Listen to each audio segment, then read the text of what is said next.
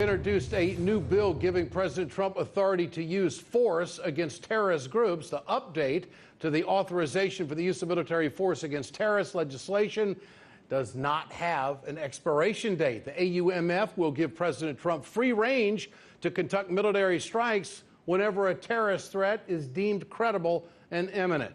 Ashlee Banks with more tonight.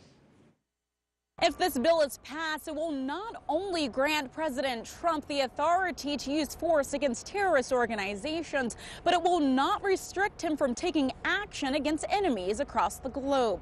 This bill comes as Congress is calling into question President Trump's move to conduct airstrikes on Syria last week. Some representatives believe Trump made a wise decision. You will have a variety of opinions about what the limits of the president's ability to use force without prior authorization from Congress is.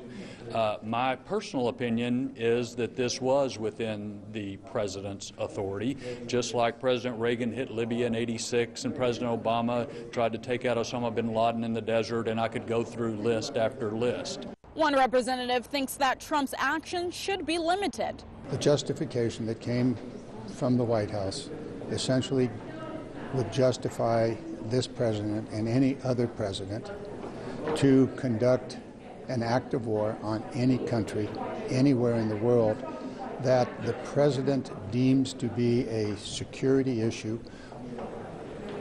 both to the physical security of us and our allies, as well as our foreign policy, which basically means whatever he wants to do, wherever he may want to do it, whenever he may decide to do it. And that is simply unacceptable. Senator Tim Kaine says for too long, Congress has given presidents a blank check to wage war.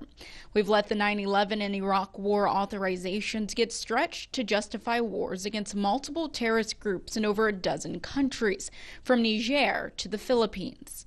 Some representatives believe the president should be able to conduct an act of war on any country that the president deems to be a security issue, including Syria. While others are saying that President Trump's actions are simply unacceptable, as the U.S. was not facing a direct security risk in Syria. In Washington, Ashlee Banks, RT.